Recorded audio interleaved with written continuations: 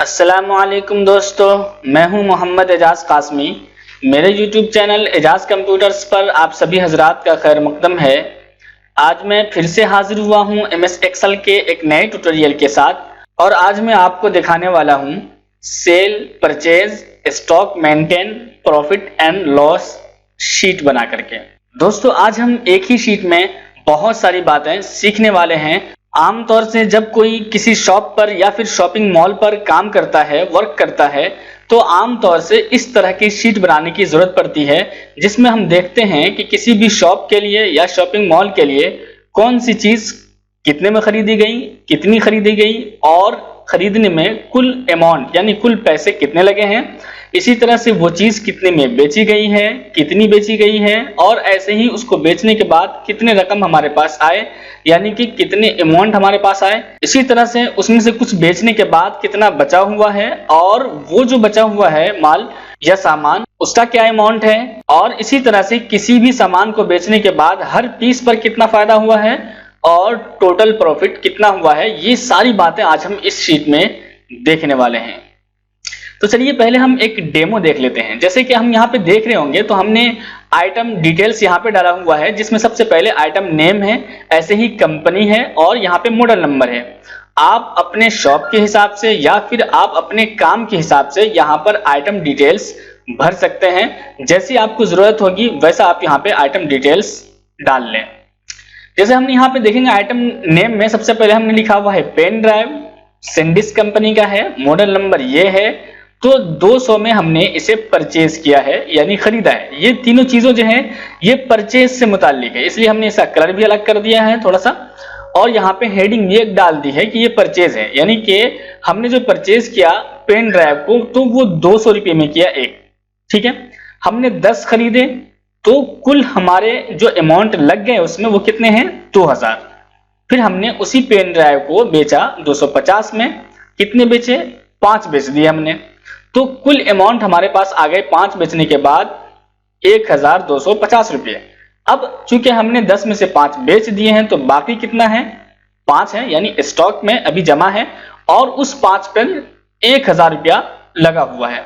और ऐसे यहां पर देखेंगे आप तो चूंकि 200 रुपये वाली चीज को आपने 250 में बेची है तो यहां पे आप देख रहे होंगे तो एक पर फायदा हुआ है आपको कितना 50 रुपया।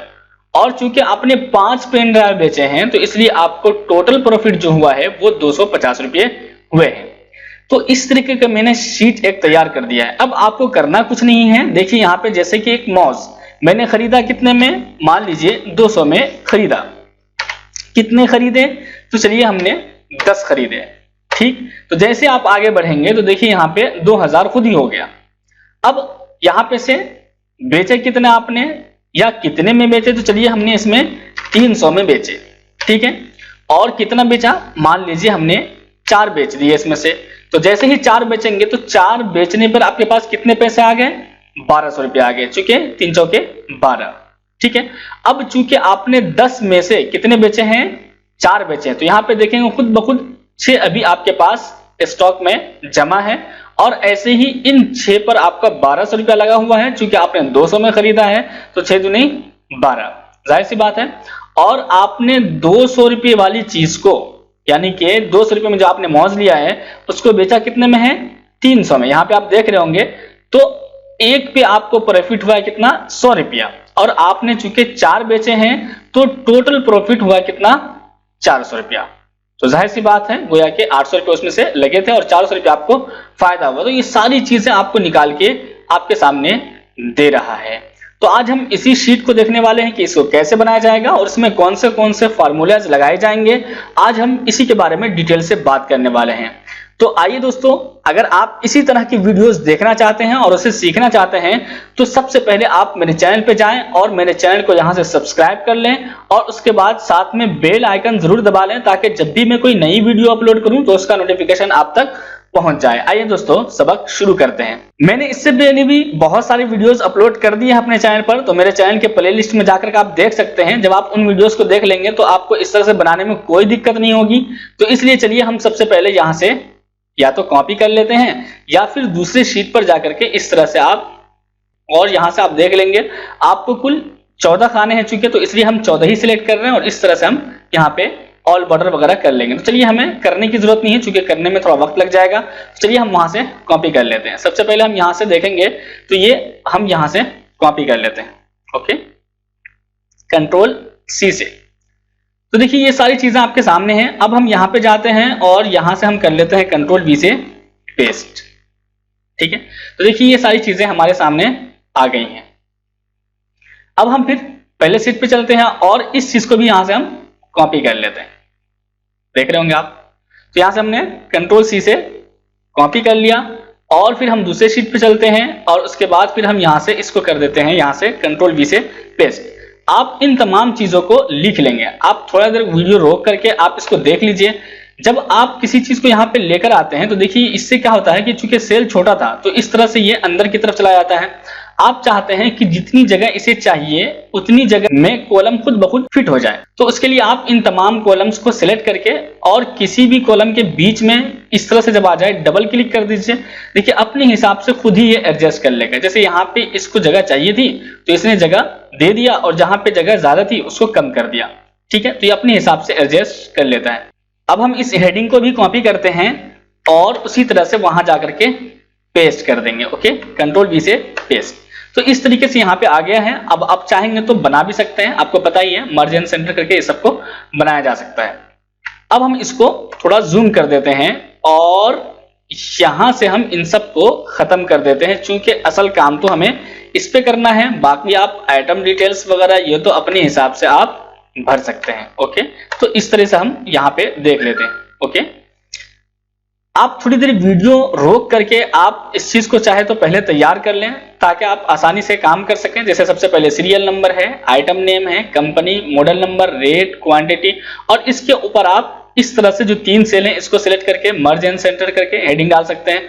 फिर यहां से ये सारी चीजें आप बना लेंगे। ओके, अब हम चलते हैं यहां से। देखिए परचेज, यानी कि यहां जो है सबसे पहले पेन ड्राइव कितने में परचेज किया वो आपको यहाँ पे लिखना है, यानी कि कितने में खरीदा आपने। तो पेन ड्राइव को हमने खरीदा चलिए 250 रुपये में। ठीक है, अब आपने कितने खरीदे वो यहां पे टाइप करना है। तो चलिए हम यहां से कर देते हैं 10। ओके, अब हम चाहते हैं कि जब भी हम कोई चीज खरीदें और यहां पर अमाउंट लिखें और जितने क्वांटिटी में हमने उस चीज को खरीदा है वो जैसे हम क्वांटिटी टैप करें तो यहां पर खुद ब खुद उसका टोटल अमाउंट आ जाए कि कितने में इन तमाम पेन ड्राइव को खरीदा गया है। तो देखिए हम सबसे पहले इसके लिए क्या करेंगे, जिस सेल में आप अमाउंट लेना चाहते हैं उस पर आप क्लिक कीजिए और उसके बाद इक्वल यानी कि बराबर का निशान लगाएंगे इस तरह से। अब हम क्या करेंगे कि रेट को क्वांटिटी में ज़रब कर देंगे, यानी कि आप यहां से इसको गुना कर देंगे। गुना करने के लिए क्या करना है, क्योंकि हमें इस अमाउंट को क्वांटिटी में ज़रब करना है तो सबसे पहले हम इस अमाउंट पे क्लिक करेंगे, उसके बाद गुना का निशान देंगे यानी कि ज़रब का निशान देंगे।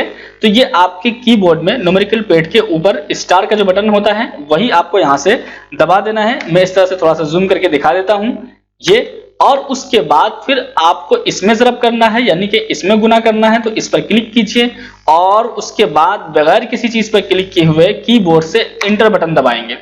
जैसे आप इंटर बटन दबाएंगे तो यहां पर देखिए चूंकि आपने पेन ड्राइव कितने में खरीदा था, एक 250 रुपया में और 10 खरीदे थे, तो कुल अमाउंट कितने हो गए इसके 2500 रुपये। अब यहां से आपको करना कुछ नहीं, बस इस तरह से जब प्लस का निशान आ जाए अब आप यहां से नीचे तक डबल क्लिक कर दीजिए। तो जहां तक आपने काम किया होगा वहां तक खुद ब खुद जो फॉर्मूला आपने लगाया है वो लग जाएगा।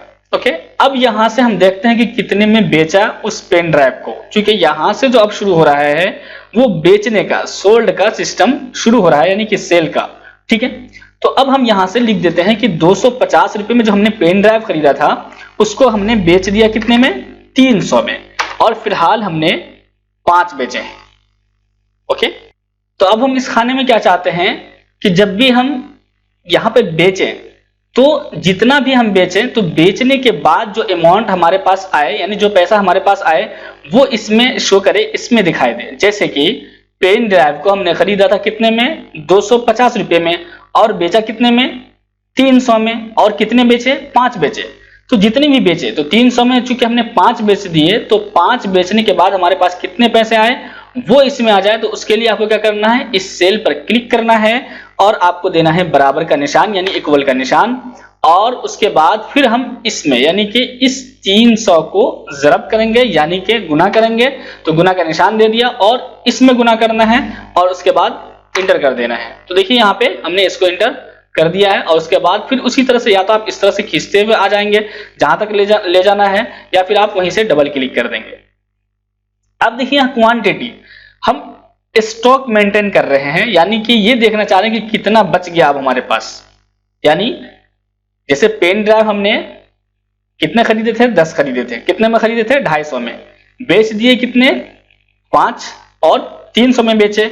अब हम यहाँ पे स्टॉक मेंटेन करना चाहते हैं, यानी हम ये दिखाना चाहते हैं यहाँ पर कि 5 बेचने के बाद कितना सामान हमारे पास यहाँ बच गया है, कितना माल बच गया है, वो हमें लिखना है। तो उसके लिए हम क्या करेंगे, देखिए यहाँ पे आप फॉर्मूला लगाएंगे ताकि खुद ब खुद यहाँ पे वो क्वांटिटी आ जाए जो आपके पास स्टॉक में है। यानी 10 में से जब आपने 5 बेच दिए तो 5 यहाँ पर बचे, तो खुद ब खुद ये आना चाहिए। उसके लिए भी आपको एक फार्मूला लगाना है। वो कौन सा फार्मूला लगाना है, आप यहाँ पे बराबर का सबसे पहले निशान देंगे और जो परचेज वाला क्वांटिटी है उसमें से जो आपने सेल कर दिया है जिस क्वांटिटी को, उसको हम घटा देंगे।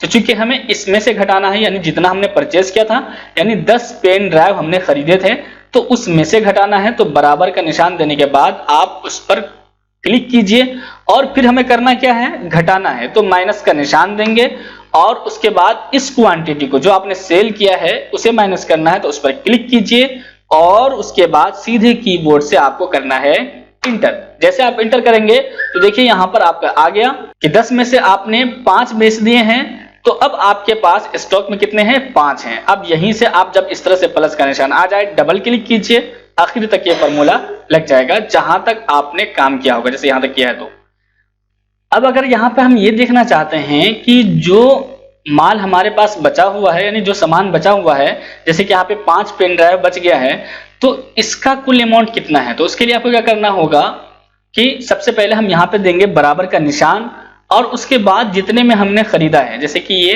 क्या है, परचेज रेट है, इसको हम ज़रब देंगे किसमें, इस क्वांटिटी में जो आपके पास बचा हुआ है। जाहिर सी बात है जो पेन ड्राइव आपने 250 में खरीदा है वो आपके पास 5 बचे हुए हैं, तो इसमें आप ज़रब दे दीजिए। देखिए यहाँ पे से गुना कर देंगे और इस क्वांटिटी पर क्लिक कर देंगे और इंटर करेंगे। तो देखिए आपके पास 1250 रुपए का माल अब बचा हुआ है, सामान बचा हुआ है। अब हम देखते हैं कि यहां से हमें निकालना है प्रॉफिट या लॉस 1 पीस, यानी एक पीस के बेचने पर कितना प्रॉफिट हुआ है या फिर कितना लॉस हो गया है। आमतौर से प्रॉफिट ही होता है, जाहिर सी बात है, आप चूंकि सामान बेच रहे हैं। हाँ, कभी कभी लॉस भी हो जाता है, जैसे कोई चीज है जो बहुत दिन से आपके यहाँ पड़ी हुई है और आप चाहते हैं कि चलो यार थोड़ा कम में ही बिक रहा है तो बेच दो, इस माल को यहाँ से निकाल दो वरना ये चीज खराब हो जाएगी।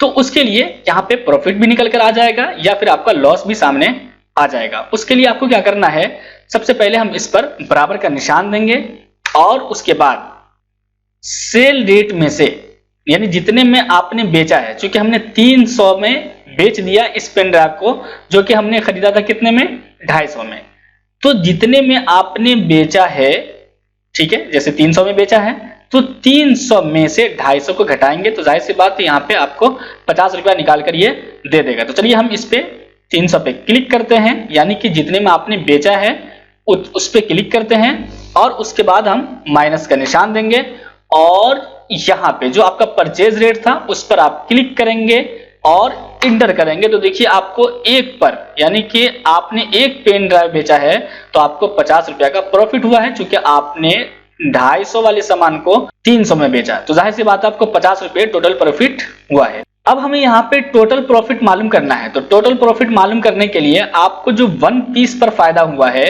वो चूंकि आपने 5 बेचे हैं तो 5 मरतबा गोया के फायदा हुआ है, तो आप इस 1 पीस प्रॉफिट को जितने आपने बेचे हैं, जितने क्वांटिटी में आपने बेचे हैं उसमें ज़रब कर देंगे। तो उसके लिए हमको देना है क्या, बराबर का निशान और उसके बाद इसको ज़रब करना है, यानी कि इसको गुना करना है। तो इस पर क्लिक करेंगे और उसके बाद गुना का निशान और फिर हम इस क्वांटिटी में देंगे, क्योंकि हमने सेल किया है 5 ना, इसमें नहीं दे देंगे, ठीक है। तो यहाँ पे हमने सेल किया है 5 तो हम इस पे क्लिक करेंगे और इंटर करेंगे तो देखिए 250 रुपये आपको बेनिफिट हुए। अब देखिए आप आसानी से समझ लेंगे। देखिए जैसे कि मौज है तो आसानी के लिए हम परचेज रेट में लिखते हैं 100 रुपया। गोया कि हमने मौज खरीदा कितने में, 100 रुपये में। और कितने खरीदे, चलिए हमने 5 ही खरीदे। ओके, तो देखिए खुद ब खुद यहाँ पे 500 रुपया हो गया, चूंकि हमने मौज खरीदा कितने में, 100 रुपया में, और 5 खरीदे तो 500 रुपये हुए। उसके बाद हमने इसको बेचा 200 में। चलिए कितने बेचे, सिर्फ 2 बेचे।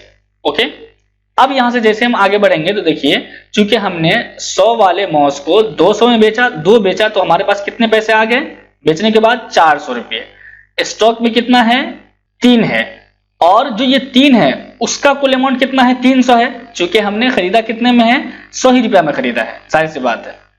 ठीक है, तो 3 बचा हुआ है तो यहाँ पे 300 रुपये ही आ रहे हैं। उसके बाद हम देखते हैं यहाँ पे तो देखिए एक पर फायदा कितना हुआ है, 100 रुपया।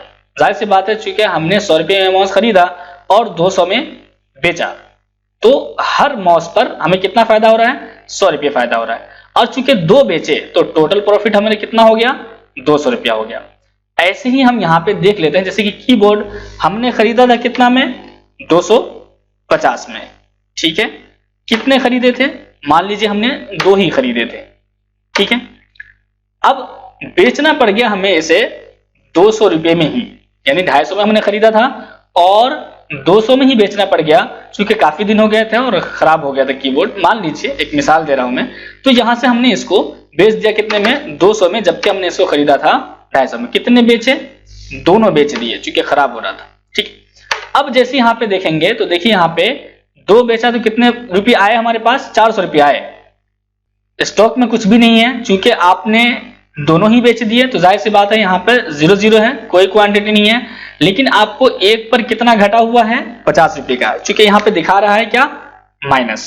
ओके, और ऐसे ही यहाँ पे आप देखेंगे तो 2 बेचने पर आपको 100 रुपये का लॉस हो चुका है, वो भी आपको यहाँ पर दिखा रहा है। तो इस तरीके से आप आसानी से एक sale, purchase, stock maintain, profit and loss sheet तैयार कर सकते हैं। अगर इसमें आपको कोई दिक्कत समझ में आए तो जरूर कमेंट बॉक्स में लिखिएगा, और अगर आपको ये वीडियो पसंद आई होगी तब भी आप जरूर कमेंट बॉक्स में लिखें कि अच्छा लगा ये वीडियो। तो मैं इसी तरीके से नए नए वीडियोस आपके सामने लाता रहूंगा ताकि आप नई नई चीजें सीखते रहें और अच्छे से सीखते रहें। तो उम्मीद करता हूं दोस्तों कि आज की ये वीडियो आपको पसंद आई होगी। अगर मेरी ये वीडियो आपको पसंद आई हो तो प्लीज प्लीज प्लीज लाइक जरूर करें, और अगर अभी तक आपने मेरे यूट्यूब चैनल एजाज कंप्यूटर्स को सब्सक्राइब नहीं किया है तो सब्सक्राइब कर लें और साथ में बेल आइकन जरूर दबा लें ताकि जब भी मैं कोई नई वीडियो अपलोड करूं तो उसका नोटिफिकेशन आप तक पहुंच जाए। Thank you for watching.